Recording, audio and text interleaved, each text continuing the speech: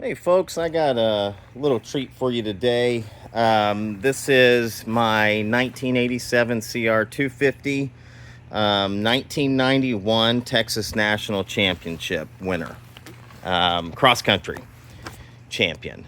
I've had this bike for about a year and a half and really went through the whole thing. Rode it a little bit, not that much. And yeah, it's time for it just to go on to its new owner. The thing's got crazy racing history, an awesome story to it, and I cannot wait to tell the story on it. I actually got in contact with the gentleman's daughter that was the original owner and racer of this bike, and she gave me the whole story on it, and quite an amazing story, and really just an amazing bike. I'll go through the bike first and then give you a little bit on the story. This may be a two-part video, but I do have extensive maintenance records for the bike that I would like to put in the video as well, along with everything that his daughter told me about it. Unfortunately, he's passed away. That's why I have the bike in my possession.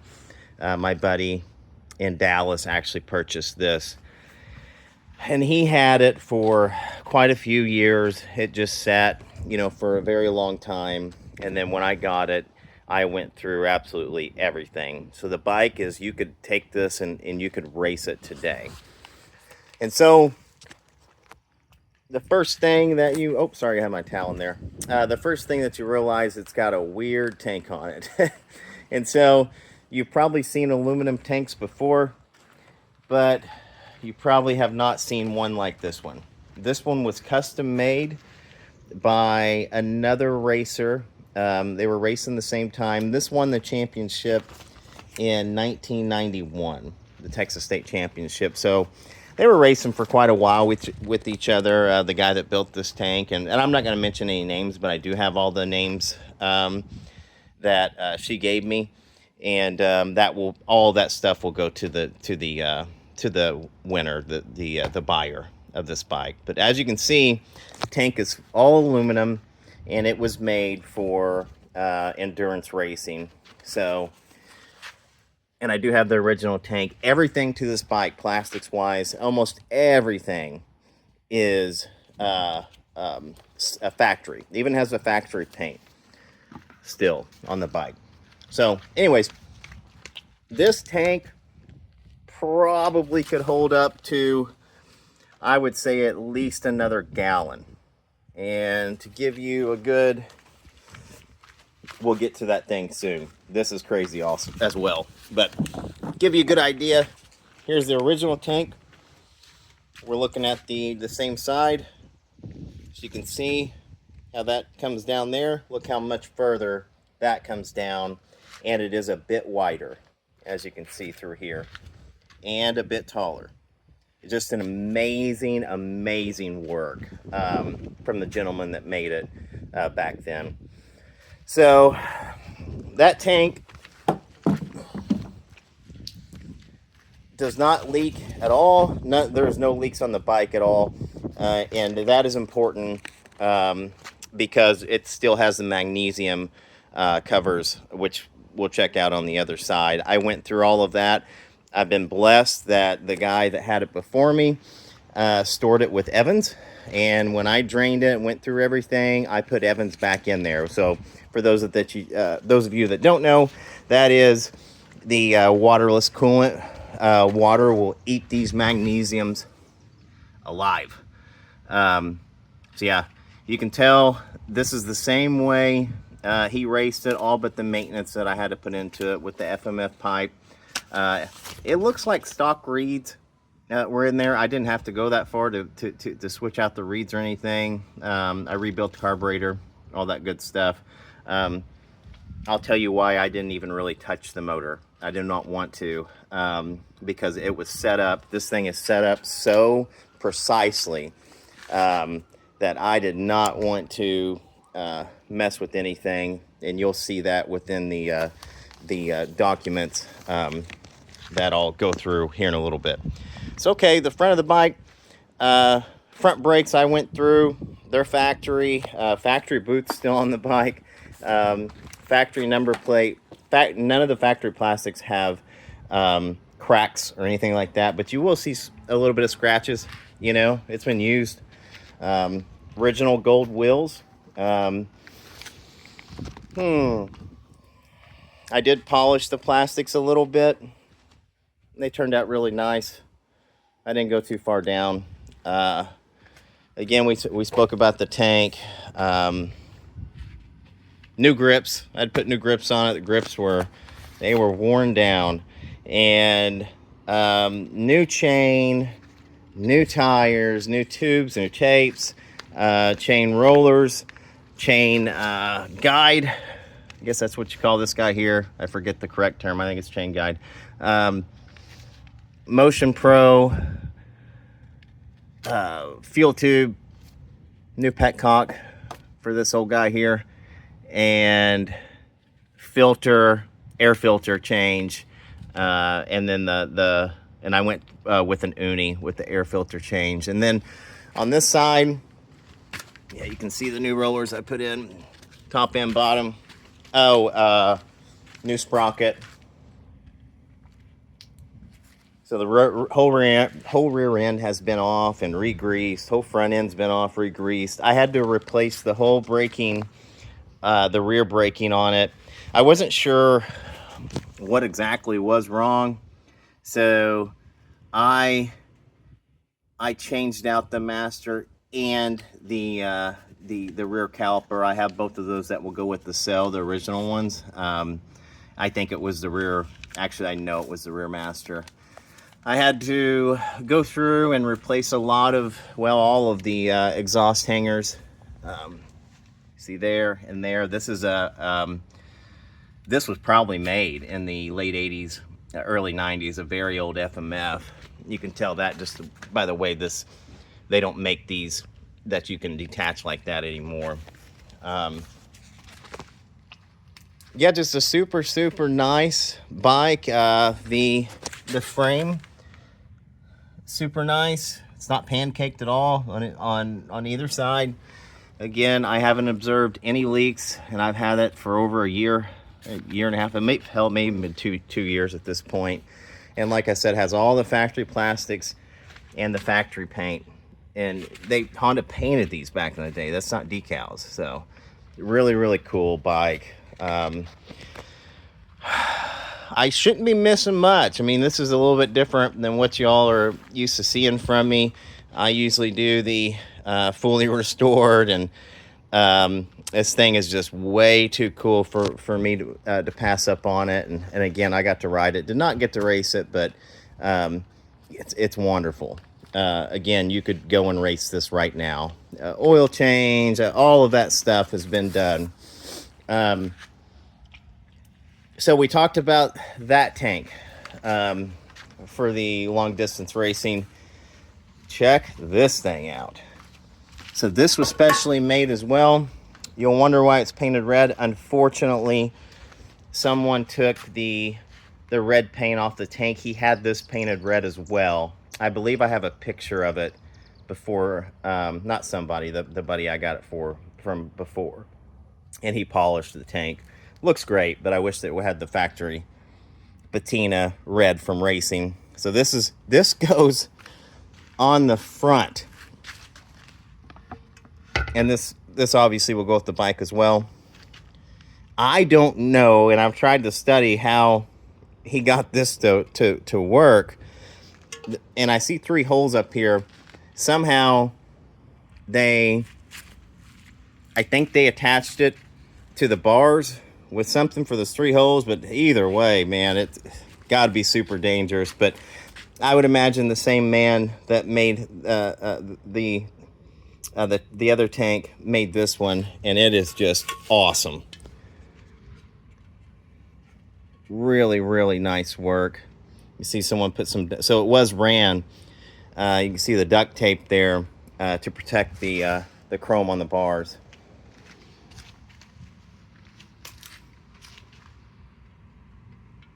Super, super wild. Um, the bike can be delivered. I've had this on it before. I was just thinking how in the heck that they raced. It must have it here at the bottom. It must have had something else to keep it fastened.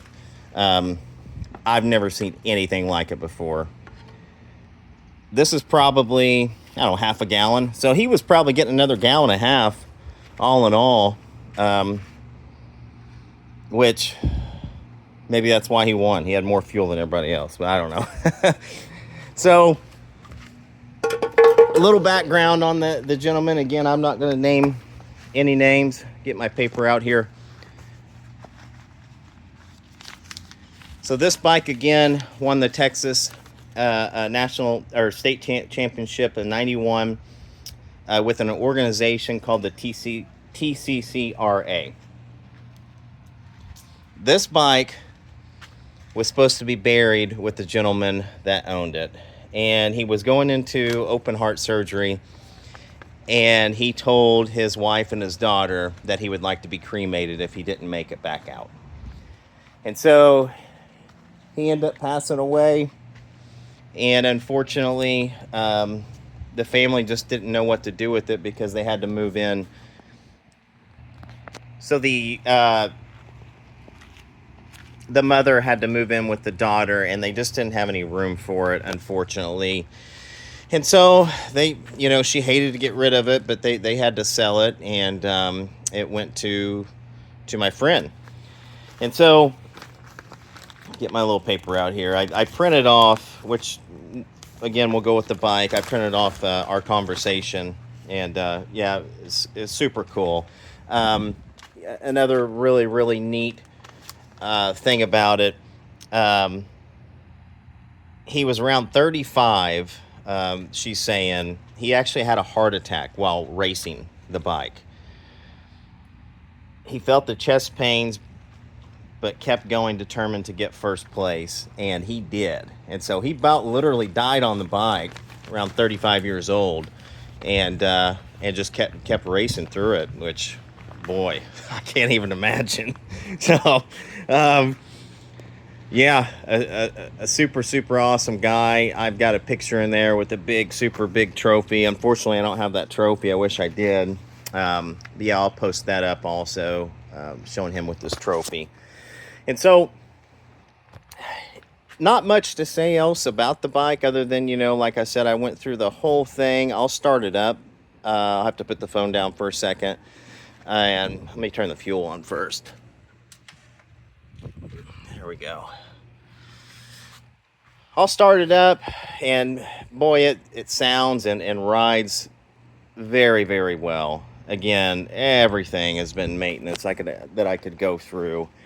And yeah, it's ready to race or put in a collection. It's got great history, and I'll start it up, let it run for a little bit, and then I will go in and take a look at it's basically a diary of the bike and his test runs and ring gaps and all that other stuff, but it's inside of a manual of the actual 1987 CR250 manual. And yeah, if you're wondering back there, that's the little brother. That's the CR80. That's the most dangerous bike I own. And you're talking to a guy that raced three-wheelers cross country. So yeah, that thing is nasty, nasty fast. It's faster than this. A lot of it's weight to power ratio and the rider's weight and stuff like that. But man, that thing is wild back there. So that will be for sale also, these 287s. And if you're into bikes, and maybe if you're not, 87 was the year in the vintage bikes. You got a front rear disc brake and a much better chassis. A lot of people say it's 87, and I think it's 01 are the best bikes for the CR250. So yeah, again, I'm not a super tall guy, but I'm going to try to get a good kick on it. And I'll get right up here. Super, super cold. It hasn't been started in probably a week. So 1 second.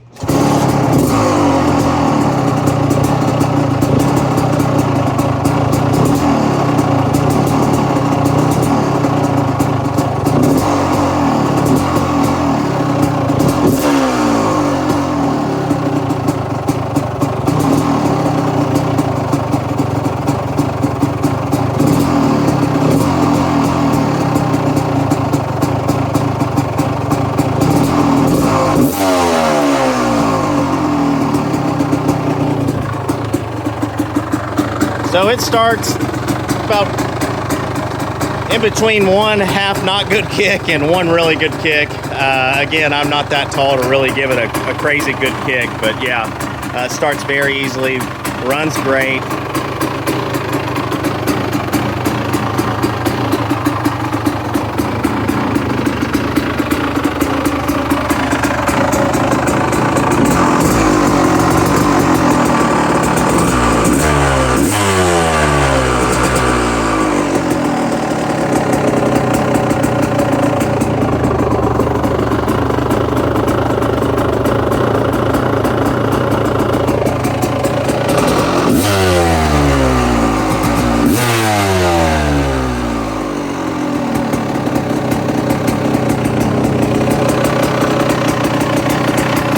There we go.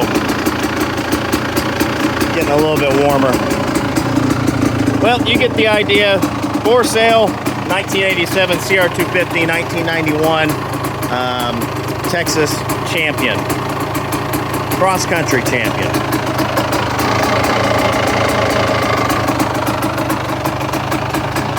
Beautiful bike, super awesome race history. I hope it goes to a great home. I don't know what someone's going to do with it.